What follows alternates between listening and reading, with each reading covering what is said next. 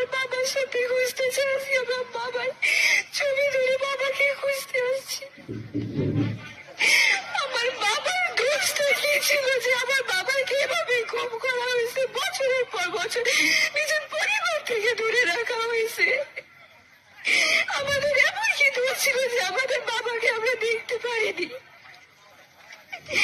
আমার বাবাকে ফিরিয়ে দিন, আমরা আপনাদের কাছে কিচ্ছু চাই